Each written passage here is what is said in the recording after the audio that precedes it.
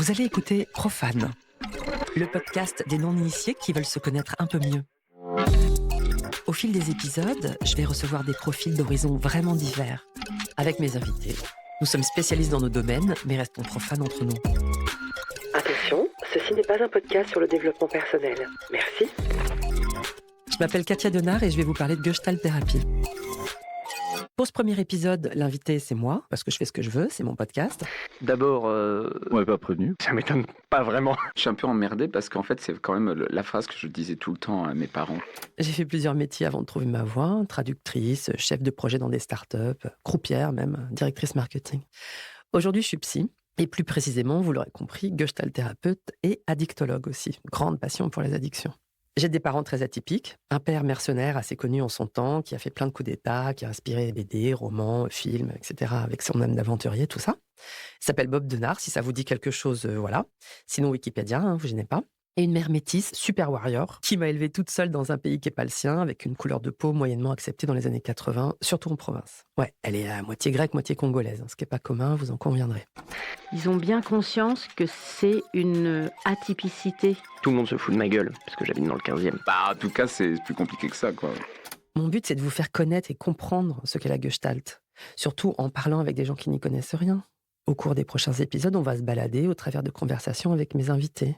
Je me suis lancée dans cette mission parce que cette posture thérapeutique est encore trop méconnue. Et franchement, je trouve ça dommage. Bon voilà, ça c'est pour le décor. Alors, pourquoi profane ?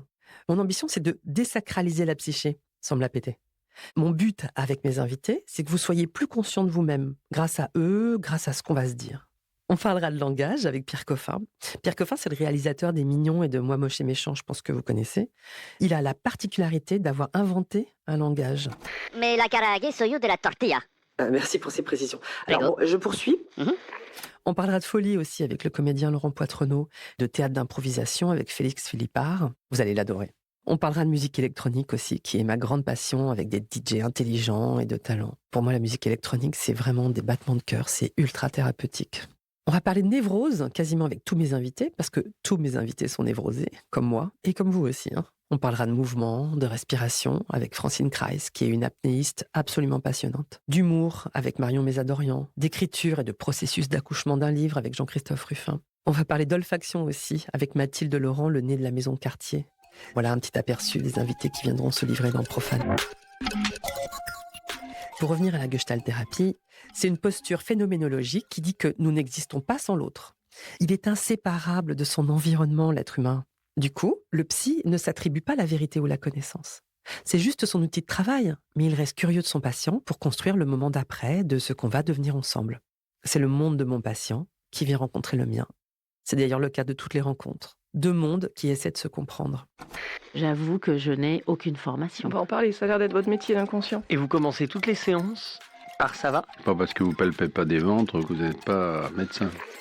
On se sert principalement de la relation pour travailler en séance. Et à l'aube aujourd'hui du repli sur soi et de l'individualisme, c'est une pratique vraiment révolutionnaire. Parce que l'essence même d'une rencontre, c'est l'inattendu. Dès qu'on commence à se parler, ça se corse déjà. On commence à comprendre dans le meilleur des cas qu'on n'est pas pareil et qu'il va falloir parler un langage commun. Ça prend du temps. Alors, c'est pas en 2-3 dates Tinder qu'on va y arriver. Oui, sauf exception. On connaît toujours le pote d'un pote qui a rencontré sa femme sur Tinder. Mais si, tu vois, ça marche parce que maintenant ils sont mariés, ils ont des enfants. Ok, mais là n'est pas le sujet. Ici, on va parler de tout et même peut-être de vous. J'ai très hâte de vous parler librement et je sens qu'on va vraiment bien se marrer. Bien, on va s'arrêter là pour aujourd'hui. Alors, on prend rendez-vous ?